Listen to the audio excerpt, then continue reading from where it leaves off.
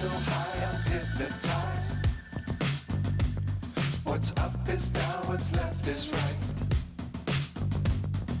Chasing stars and holding you. I can't see the end, but we'll see it through.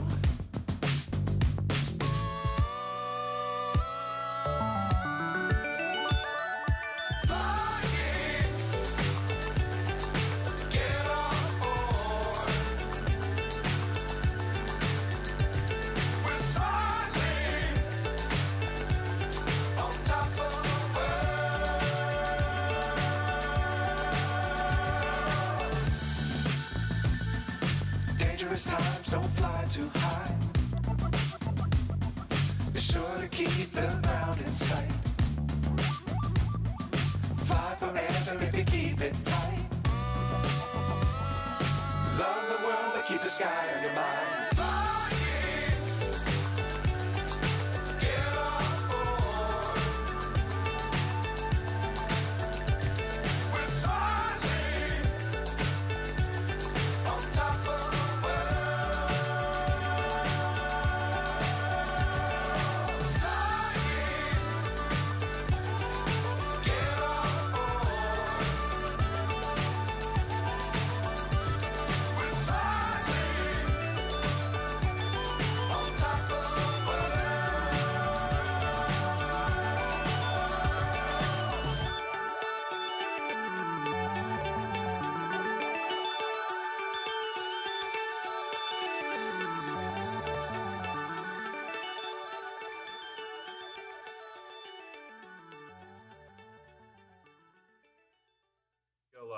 All right, we are live.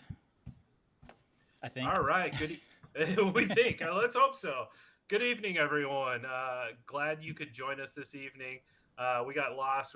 Sorry, we're a minute late. We got lost. We're influencing Alex either badly or goodly. It just depends on your views. We got him to watch 2001: A Space Odyssey.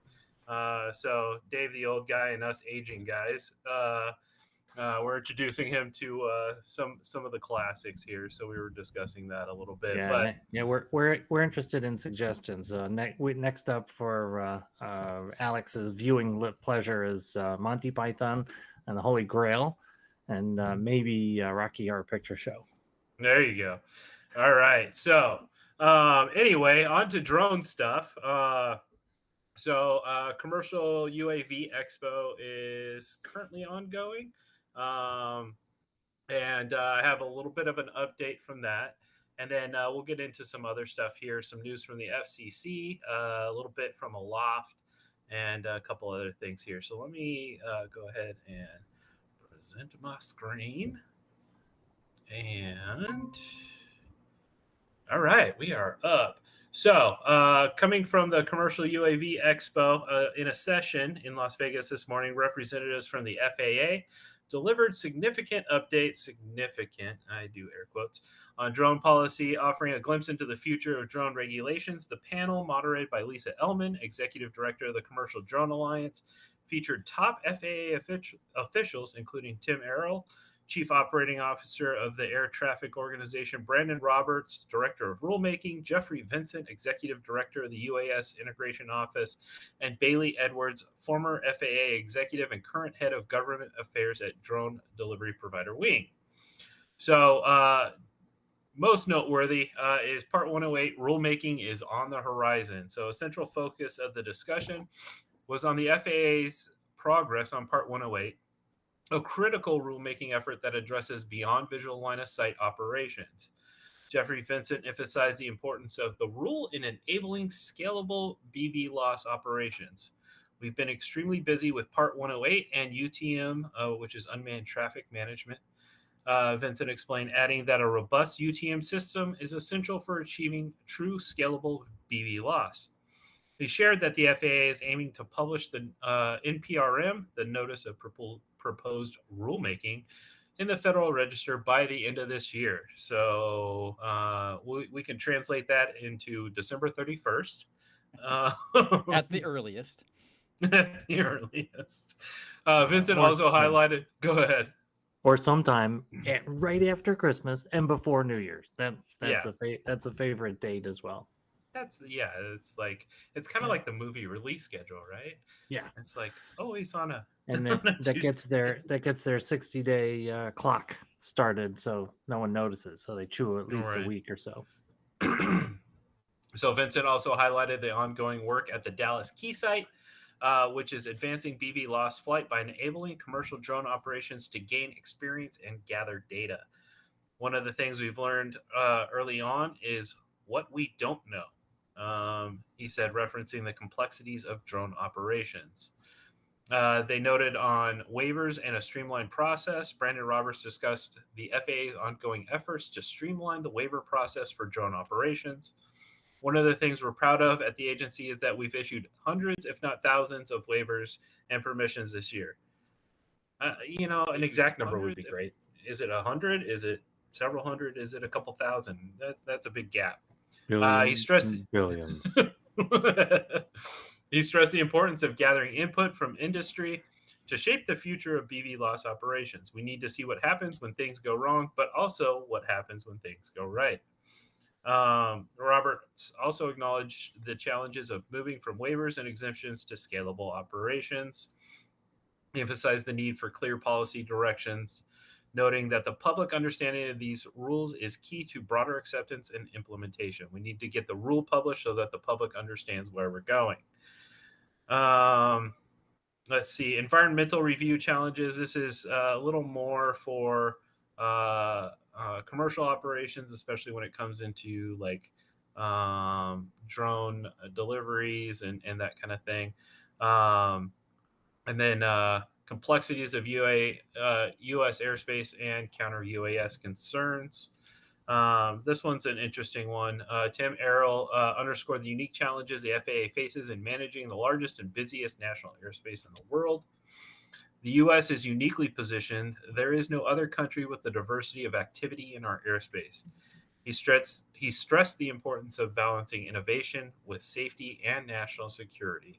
We want to enable the good but prevent the bad, noting concerns around counter UAS operations are a critical aspect of this balance. Errol highlighted the need for authority to close airspace when necessary, particularly in the context of security and public safety. However, he cautioned that excessive restrictions could stifle the drone industry. If you put all the pieces of infrastructure together, you could end up making it impossible to fly a drone over huge areas. So kind of feels like that already. Yeah. It kind of does, yeah. So one area where we lack diversity is AAM, Advanced Air Mobility, thanks to the FAA regulation and air and type certification that doesn't allow approval of aircraft. So companies have gone to Australia, they've gone to China, they've gone to UAE, and anywhere but the United States to get approval on aircraft and start their businesses. So yeah. So I guess one of the last things here is the future of drone integration. Looking ahead, the FAA officials expressed optimism about the future of drone integration into the national airspace. Roberts mentioned ongoing work on drone regulations and new rules for general aviation, including the modernization of the Special Airworthiness Certificate. Man, they got these fancy acronyms. Mosaic, which aims to create a faster, cheaper, and more flexible certification process, and recent developments in the certification of powered lift aircraft, suggesting that similar frameworks could be applied to drones. So we'll see what else comes out of the Commercial UAV Expo. Yeah, what's interesting about that conversation is that Lisa Ellman, she runs CDA, very, very capable individual. She was with us on the she was one of the leaders while we were a member of the Beyond Visual Line of Sight Aviation Rulemaking Committee. She is definitely a mover and shaker in the industry. Director Roberts was also present in that work. He's one of the two directors in the FAA that is responsible for rulemaking, a very shrewd and career FAA individual, a delight to work with. And the individual from Wing just fields an incredible array of individuals wherever they go. Mm-hmm. The one thing that I did, you mentioned the Dallas site, and our colleague Rob Robertson is part of that and involved, and that's great. He's in as part of his day job as Arlington Police with responsible for drone fleets there. So that's cool. Good that we have visibility there. We have heard, and Alex was telling us that we've heard it again and again, that the Beyond Visual Line of Sight NPRM should be out before the end of the year, as we were joking earlier. Really curious that tossed in there was a comment on unmanned traffic management. That was cruising along 2 to 3 years ago from NASA, and they have ConOps version 2.0. So that's about 3 years old now.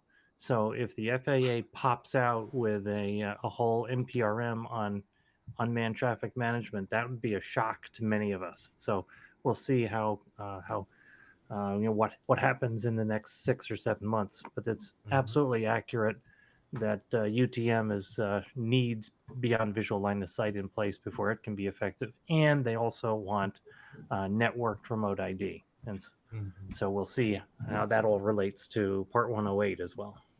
Yeah, to add on to that, a lot of these talking points are very similar to what was talked about at the symposium, at least for these first couple ones. And then for the UTM side of things, I think they were mentioning that the UTM would be a part of the BVLOS NPRM at the symposium. So I don't think it would be. I'm not necessarily sure that it would be a separate thing. I think it might be included in that. Interesting. That would also be a shock and a surprise, because it's an enormous amount of work to get a UTM going effectively. If you go back and read the ConOps 2, it's a federation of separate companies that all drone traffic management will be done by computer, and it will be handing off from territory to territory of RSSs, I believe it is, regional service providers. So the level of complexity is pretty high, and they're not. We've not seen a lot of attention to given things like data encryption and handoff, and how does the information get shared centrally? Because much of this, the FAA is looking to just push off into industry. So we'll see what happens. So speaking of UTM, so we've got Aloft unveils its cutting-edge UTM capabilities at the Commercial UAV Expo, paving the way for BVLOS operations. So at the Commercial UAV Expo this Wednesday, Aloft introduced its latest advancements in UTM technology designed to revolutionize the future of beyond visual line of sight operations. Our commitment to empowering operators and airspace stakeholders with real-time situational awareness is at the core of this innovation. Wow, I can talk today. Aloft is setting a new standard for live airspace management, building on Aloft's patented dynamic airspace and remote ID technologies. Our enhanced airspace map now features live ADS-B and remote ID tracking. Combined with Aloft's first-party telemetry, Aloft's air control platform delivers unmatched real-time situational awareness. Whether you're managing a few drones or a diversified fleet, our platform offers the live data you need to make informed, timely decisions for airspace safety. The real-time situational awareness is critical today for BVLOS waivers and foundational to the forthcoming Part 108 and BVLOS regulations. Today, companies from drone delivery to utilities are able to utilize this information in their simulations and planning, as well as their live operations. You've likely seen this live in New Air's Center of Excellence in Syracuse and Greater New York with our partners Resilience and Hidden Level, and we're expanding to new locations and geographies around the country. So this is an image of their UTM flight volumes in North Texas, in that kind of hub there that we were talking about earlier. Aloft processes the highest volumes of traffic in the industry. If your operations aren't connected with Aloft, you're missing out on critical deconfliction opportunities and the chance to engage with the largest active network of recreational, commercial, government, and public safety operators. Props to them on putting recreational first there. That goes a long way, and Aloft has done a lot to support the recreational community. So props to them on making us first there. That means something. If I may, there's also a lot going on in what John Hagrains is putting out here. Note that ADSB and remote ID under one piece of glass or in one system. As we worked on the Beyond Visual Line of Sight Aviation Rulemaking Committee, we were pressing helicopter community mostly, who operates a lot of the time under 400 feet. And so air traffic control wants nothing to do with drones. That's going to be relegated off to UTM. So you think, oh, this is interesting. I've got two worlds of aircraft, crewed or manned aircraft and unmanned, but they don't want to talk to each other, and there's no system that's putting together both systems.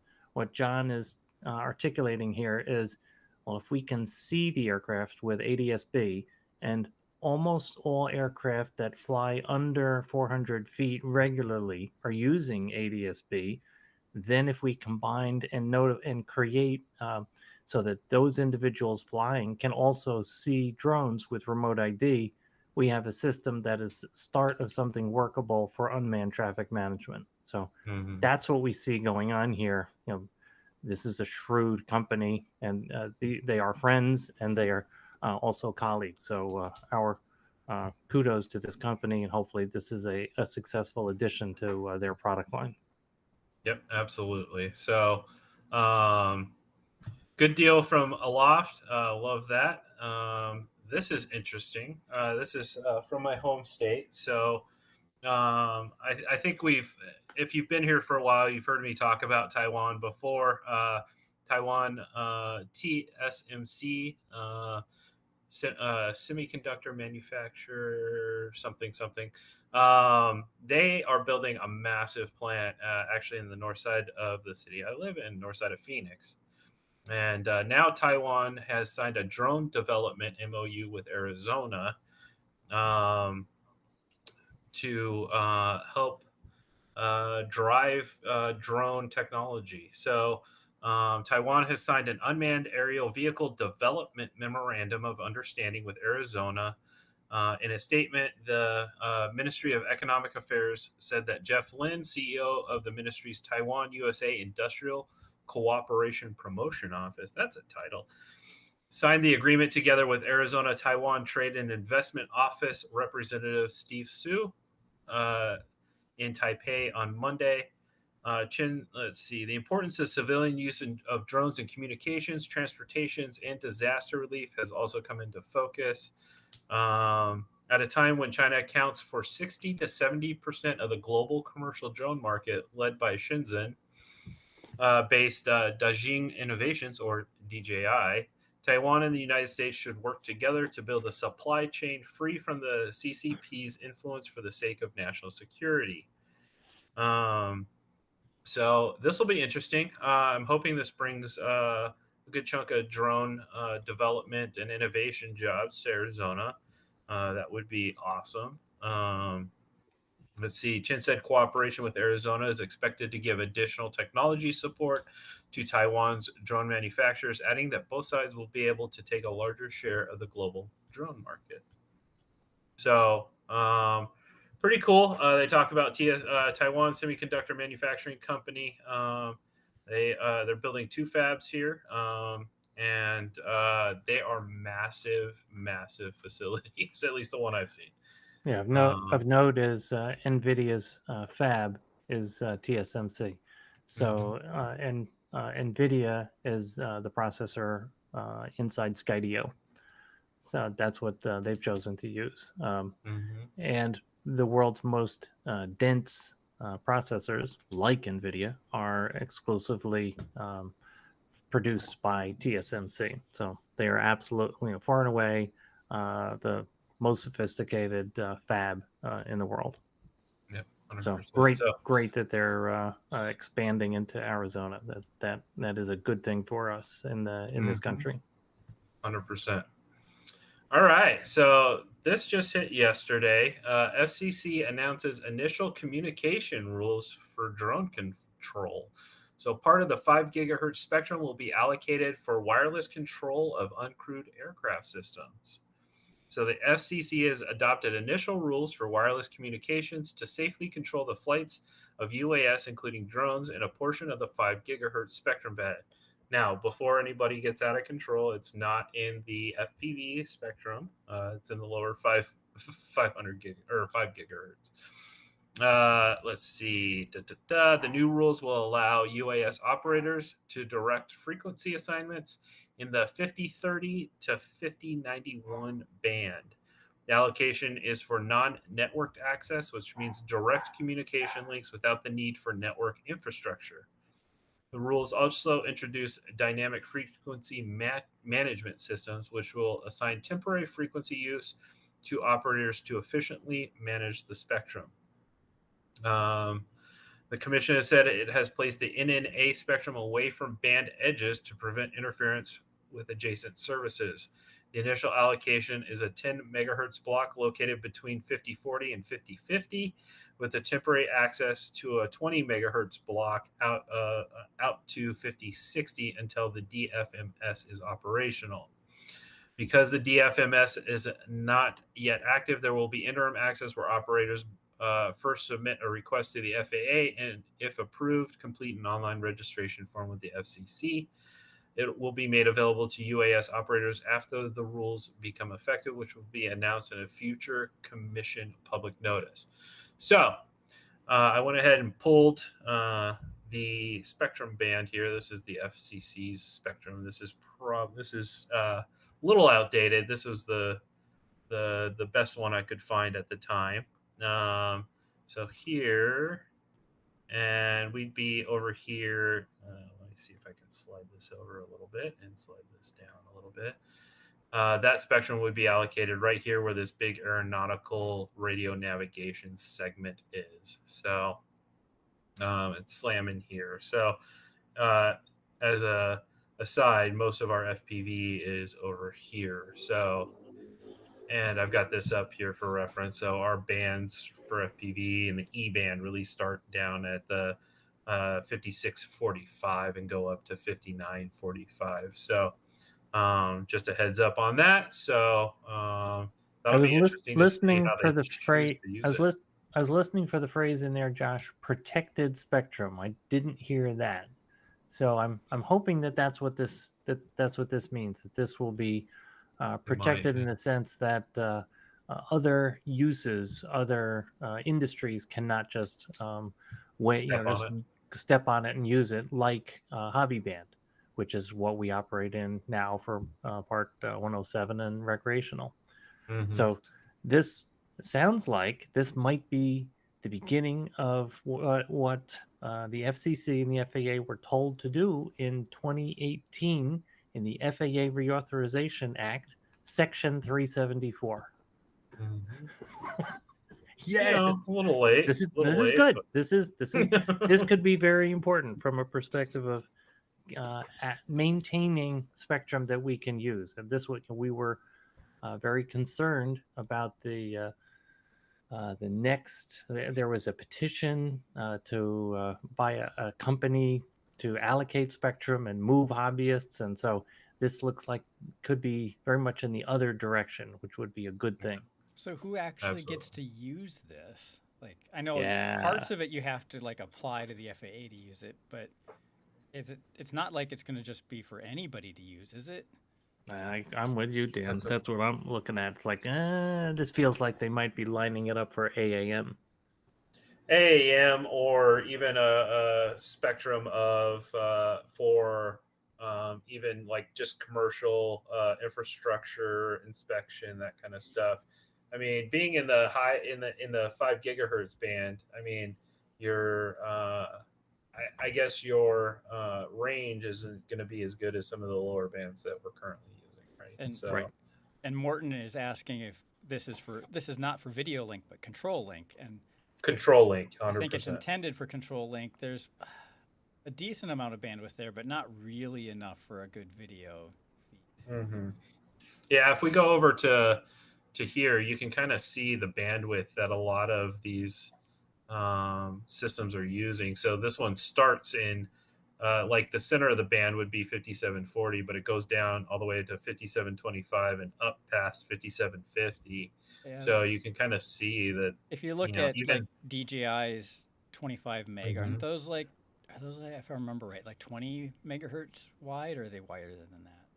25 megahertz, I thought. Yeah, I think they're 25-ish. And so in that document, it talked about you can get special permission to get the 20 megahertz wide, a single 20 megahertz wide range in an area. So yeah, it would be difficult. interesting. Yeah, I mean, you might be able to squeeze in, you know, I don't know if you'd be able to highly squeeze in compressed control video. and right, but I mean, this would be interesting, definitely for use, for control. And this says safely control the flights of uncrewed aircraft systems. So Sometimes you use video to control, like as part of your control system. 100%, yeah. So, But I wouldn't expect Well, somebody like TBS to be making controllers that use this frequency to control your FPV drone any day soon. Agreed. Good point. 100%. Yep. All right. And then last, I think we were talking about this a little bit, but updates from the DST, the drone safety team. So during the first day of this important event, Dallas Brooks from Wing and Jeffrey Vincent from the FAA provided an extensive and comprehensive update on the activities of the DST over the past year.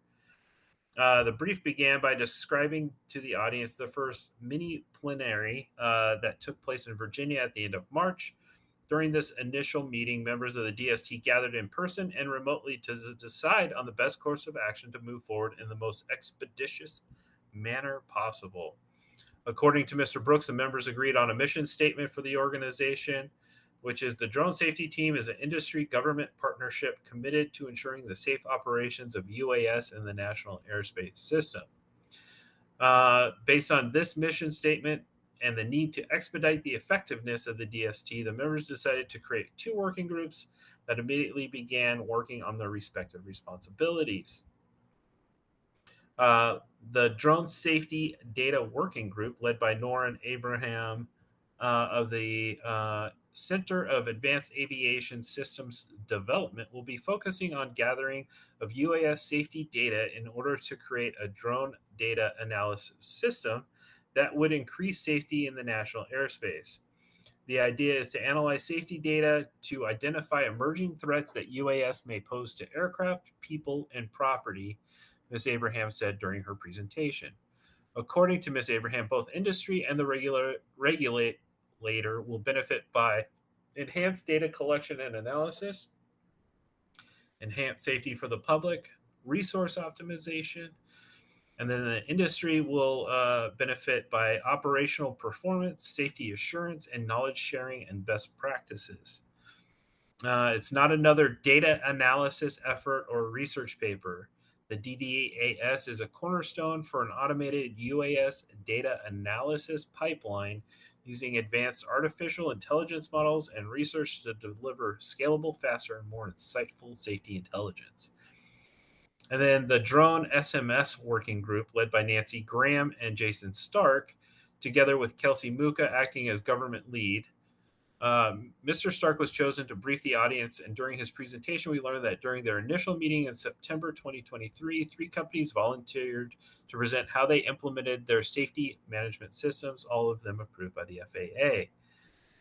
More detailed safety management system implementation guidance is needed to support commercial drone operators with the tools, processes, and checklists they need to implement sound and compliant SMS practices within their organization. Such guidance as with the previous DST report should support all levels of commercial drone operations from basic Part 107 line of sight operations through BB loss. And ultimately what are now Part 135 operators, but which may be in the future covered under a new rulemaking. So it was clear the 2 working groups are aimed at creating a safety culture in the new uncrewed aviation community by analyzing safety data, perhaps in the examination of accident and incident reports, and then extending these lessons to the safety management systems of the different actors in the commercial drone operations sphere. So I know Dave and Alex, you guys have participated in the DST, right? So any insights? Oh yeah, Alex, you want to start, or you'd like me to? Sure. So we are on the safety management system subgroup, and I think I'm actually on both of them right now. Yes, you I are. signed up for both because they said that they would just select a few people, but then I guess they selected everyone that applied. And so Cool. I think I'm on both now, and we'll be having meetings to discuss basically what they just said, and I'm curious to see kind of what that's going to be like, because I don't know too much about them, and I think yeah. So I think So I can add a little more to that. The drone safety team is absolutely a who's who in the industry, both manned aircraft and unmanned aircraft. So it's got to be 3 years ago. We tried to get on from an FPVFC perspective. It took us over a year, and we finally were accepted to be a member. Now, the leadership in DST has segregated their own membership, and members have to be either an organization or company that is active in in performing some type of activity in the industry, and all of the associations, working groups, unions, etc., are allocated to associate members, non-voting. And so that was not discussed. That we were told that. So we were moved from a member as FPVFC to an associate member. And Alex spent about a year and a half to try to get on from representing Multi GP, and I'm thrilled that Multi GP is recognized as a full member. So Alex has a voting position, and Airline Pilots Association does not, for contrast. What? So Wow. this is letting me this vote. is a bizarro segregation set up not by in any democratic fashion, but set up by the leadership of DST. DST is a industry and government joint operation. So it is co-chaired by the photographs you saw were Dallas Brooks and Jeffrey Vincent, the executive director of the UAS Integration Office in the FAA. They haven't done much. And so the previous DST was like Fight Club. The first rule of Fight Club is you don't talk about Fight Club. So everything that we produced in DST was literally, quote unquote, proprietary and confidential. And then they bragged about how they were getting information out across the industry. So they've made improvements there. And Alex and I are participating. We will do our level best to be good. Also, and to contribute. Over the last 2 years, the DST has said, well, they very, very much want representation from the recreational part of the drone community. Well, you heard in the 2 tasking groups that have been set up, there is zero recognition of recreational. The reason why this is still so very important to us is that back about 3 years ago, in the DAC meeting, we held a huge SMS effort, and everyone agreed one size does not fit all.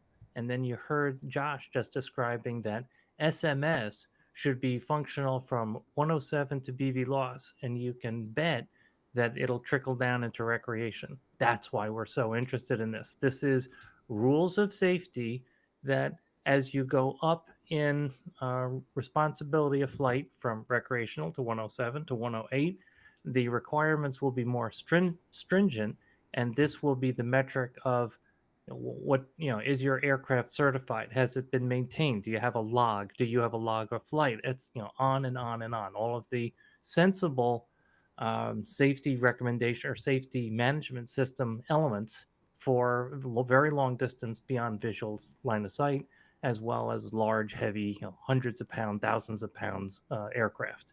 So we're there to make sure that one size does not fit all. We'll try to push that, and we'll make sure that whatever gets dribbled down to recreational is hopefully not a lot in terms of what's required.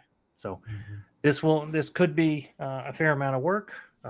As I say, an absolute who's who, great groups of people, and also this is the FAA scooping up lots of free research and working to get buy-in across the industry, so that when this all becomes a set of rules, they'll be able to say, well, we asked the industry about this, and this is what the industry had to say. So, not so much, but that will likely be the line. So what I would also add to that, going more so towards the SMS working group, is I know from the working group, the end goal is basically a pamphlet to be handed to operators and companies, and I think that's mostly what I think the end goal of that SMS or for that subgroup is, just so we can take the information from these other different companies and form it into something as like a guide of how to set it up. I think is mainly what they're trying to do with that subgroup, and then and hopefully that gets out there. And from that regard, if you think about it from a let's say a large city fire department that has New York City, they have 30 drone pilots, I think it is. So so if the FAA says, here's a recommendation for your SMS, these are some great firefighters that also fly drones. They are all 107 licensed. They don't have to be, but they are. And they take safety very, very seriously. So that would be welcome, and it would be a fantastic benefit to an organization like that. So I don't disparage the entire work. I'm concerned with respect to, we want to make sure that things are done well for recreational community as well. 100%. All right. So with that, that's all the news I've got. Anybody have anything that they want to toss out there? Sure. I have two things.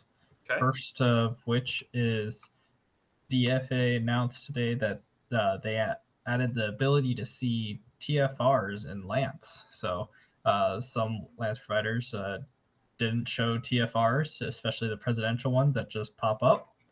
And so now, after some complaints after the symposium, that has been added to Lance. So we should check. We should check if you're near a. How about NFL starts this week, right? Mm-hmm. So look for an NFL. Like you're gonna fly near an NFL stadium, and see if the stadium TFR pops up. I hope it does. This is a tricky one because it's a single TFR that is in place for all time and for all stadia. So not so easy to find. So this would be a great thing if all of the TFRs are really populating Lance. That would be cool. Yeah, they put something up on their LinkedIn. And so yeah, that is that. Basically just making that announcement. But then the other piece of news that I have is the global qualifier. Is the season's complete, and the results are final for the leaderboard. And so we got Hyper as a TQ for both the spring and the summer GQs. So crazy fast pilot, and yeah, he took the leaderboard over, and he has about a second and a quarter lead over the second for the summer track. So it was pretty impressive. Second ahead of pretty much everyone on that leaderboard. So crazy fast. And we had about 927 pilots from 38 different countries competing this year on the global qualifier. So now we're getting ready for champs in October. So tickets go on sale this Friday. So if you're one of those top 150 pilots or sport pilots, get ready to buy your tickets. Check your email for the link to purchase them. And Alex, is the global qualifier, is that all virtual, or is it in real life as well? It's completely in real life. Oh, So, very uh, cool. The standard So- track set up across the globe, flown by hundreds of pilots. This is probably one of our bigger GQ seasons since COVID. So this is our biggest since COVID. So yeah, That's awesome. That's great. That is very Almost cool. 1,000 pilots. Yeah. Pilots. Fly, like you said, flying crazy fast. I have a new level of respect for how fast that really is. yeah. They even added a Hyper's DVR from his summer GQ, and I'll see if I can play it because it's Yeah, it's coming through. But Dave, I'm expecting this from you in 2 months. so yeah, this is the world's This is not fastest pilot on the speeded, global qualifier Yeah. leaderboard. and this video is not speeded up. Nope, you can. This is not sped up. Doing sub 9 second laps on this track, and I could Jeez. barely do 13-second laps. Wow. So That's And very Alex is cool. a fast pilot. Like, I've seen him fly. And a differential of 1 second to the next person down. Amazing. That's impressive. Amazingly fast. Very cool. it's very impressive. Just Cool. told him that when he got that time, he posted it on Facebook saying about his new time and showed the DVR link, and I just told him he had to slow down so we could judge him properly at champs because that's too fast for us to judge. That's So, awesome.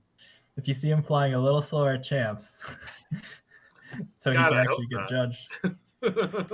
And Champs is in Florida, is that right? Yes, at No Quarter Ranch, I believe October 22nd. Yep, October 22nd to the 25th, I believe, for the 2024 championships, or 27th, 22nd to 27th. So sport class is going to be those first 2 days, 22nd and 23rd, with pro being the 24th, 25th, and 26th, with a rain date of the 27th, I believe. Citrus there. That's what I was asking. I was wondering. Citrus Springs.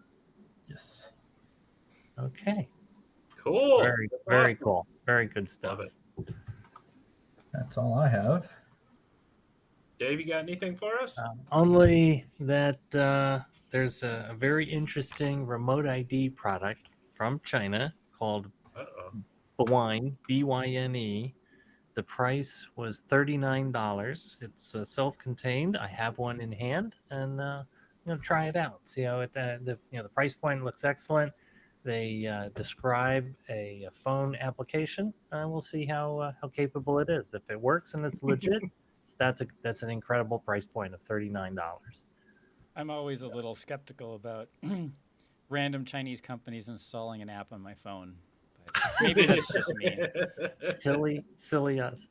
I might just test it on a Android phone that has no connection to anything else. Yes. Actually, I don't trust any random company's app on my phone. But All right. Yeah, we're not, Okay, here you go. Here you go. Let's see. Hold on. Let's see what. No, hold on. Oh, I gotta separate it out. Give me 2 seconds. what are you looking for? Oh, I pulled up their Amazon page. I just wanted to. Are there any Sure. reviews of it yet? Is it still I don't know yet, but still showing at $39? Dave's review that it arrived quickly and it's a small package and it's cheap. Yeah, I Let's can see. I can verify all of those things. So we've got. So they make a whole bunch of different drone products. Bwyne. And here's their remote ID module down below here. Is that what it looks like there? That's it. So help your drone 13. comply with FAA regulations quickly. Yeah. 13 and They a have half it. grams. They have a declaration of compliance, so it's FAA approval. We know that if you can fog glass, you can get that approval. 13. I have not weighed it yet, but 13 and a half grams sounds correct.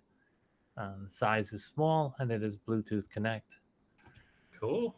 Battery life 5 hours. Yeah, the LEDs are sort of goofy. It's I'm still trying to figure that out. It's not the literature doesn't match what the device is doing, but that's fine. So does it clearly state whether it's broadcasting remote ID or not? It does if you can interpret the lights. Right, which or in a code that is not quite correct. Is it in So, Chinese?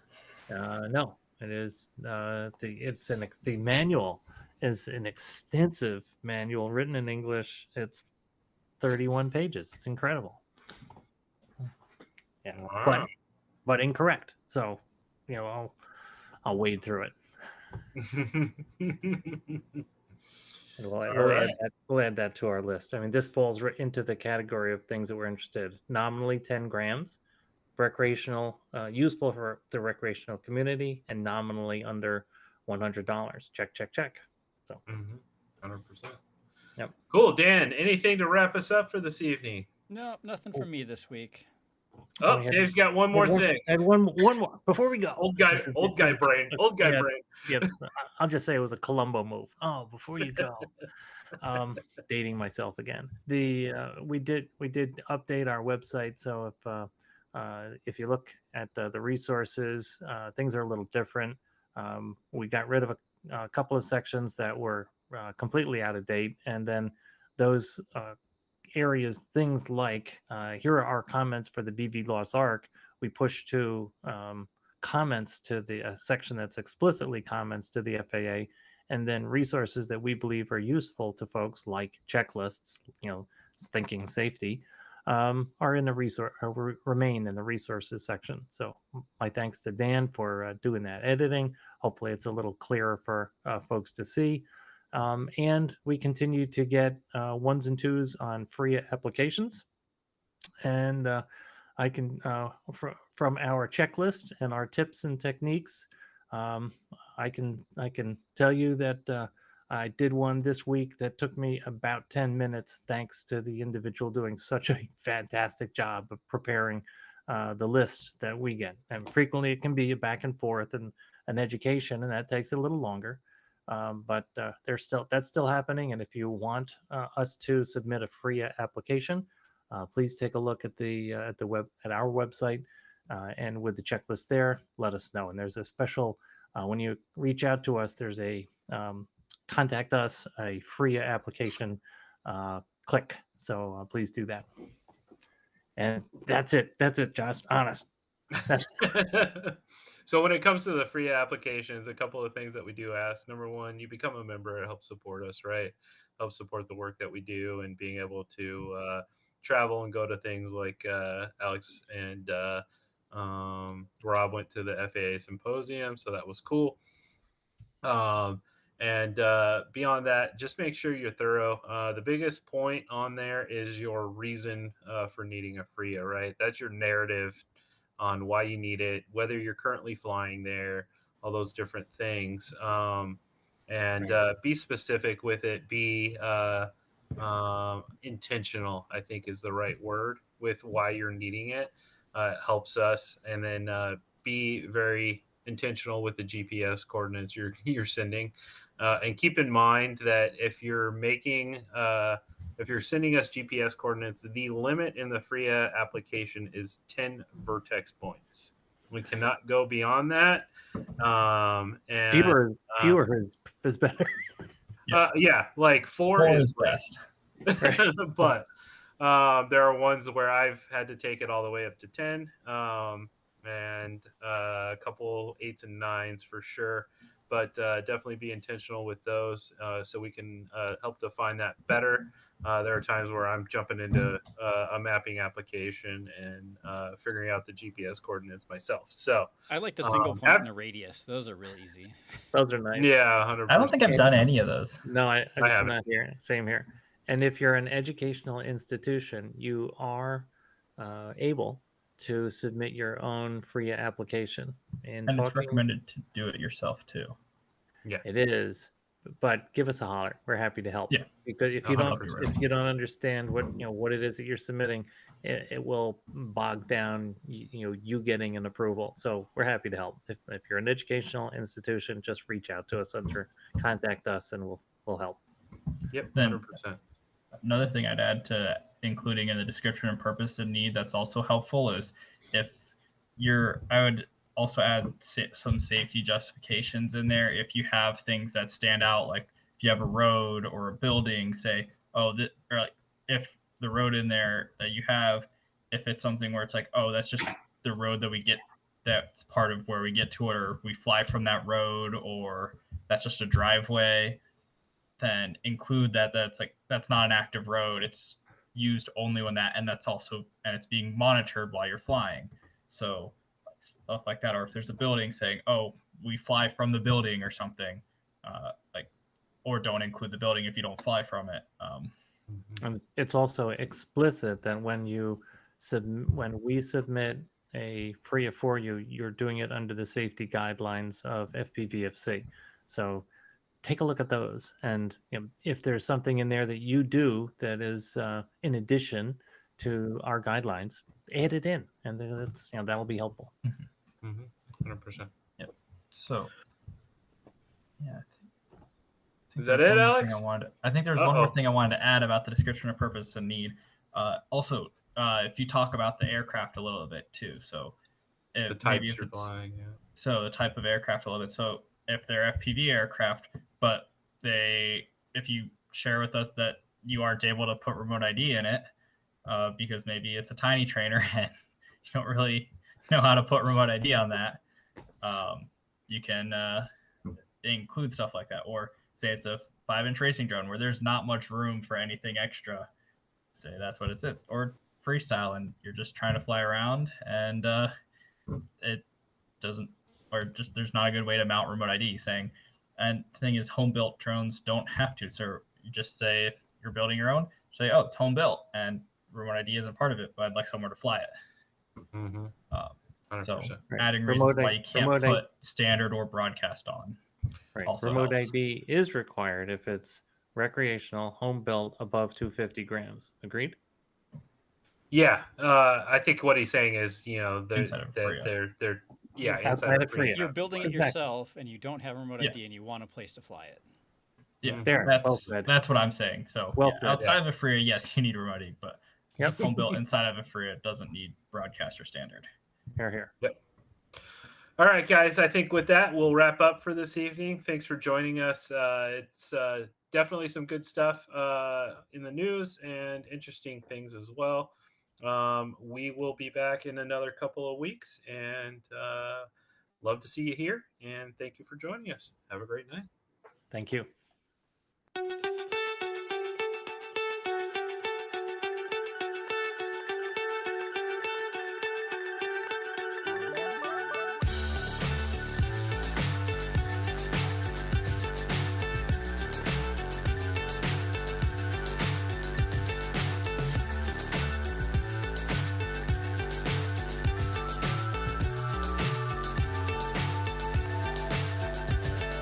Fly so high, I'm hypnotized. What's up is down, what's left is right. Chasing stars and holding you. I can't see the end, but we'll see it through.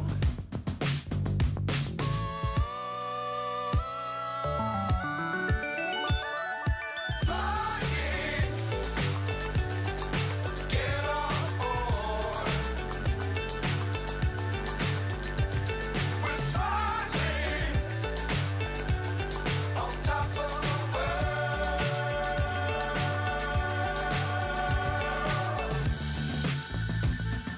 Dangerous times, don't fly too high. Be sure to keep the ground in sight. Fly forever if you keep it tight. Love the world, but keep the sky on your mind. Flying, get on board. We're smiling on top of the world. Flying, get on board. We're smiling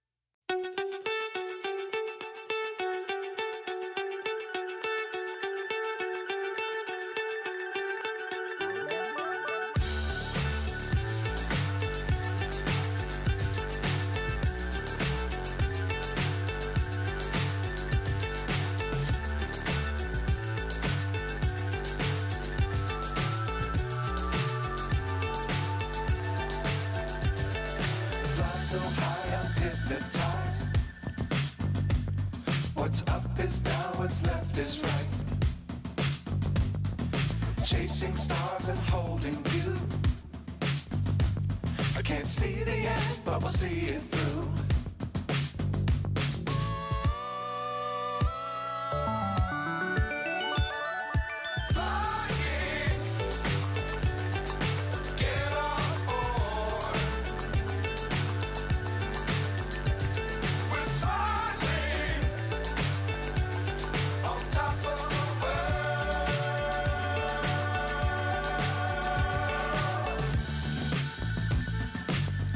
Times don't fly too high.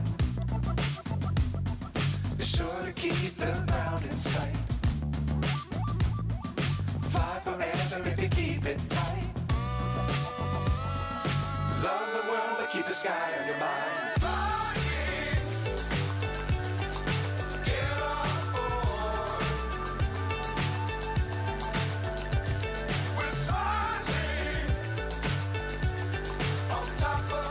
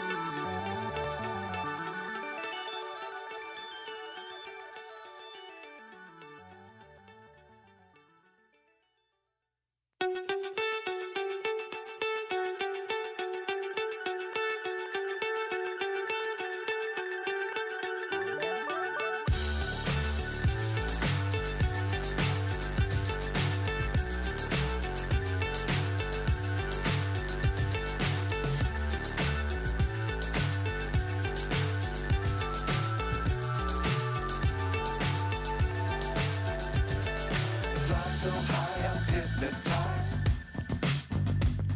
What's up is down, what's left is right.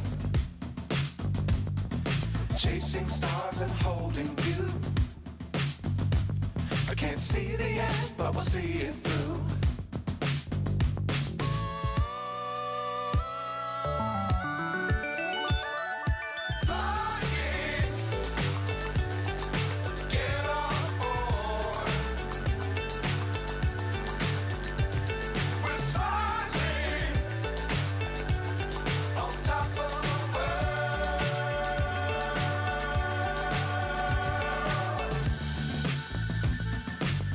Times don't fly too high. Be sure to keep the ground in sight. Fly forever if you keep it tight. Love the world but keep the sky on your mind.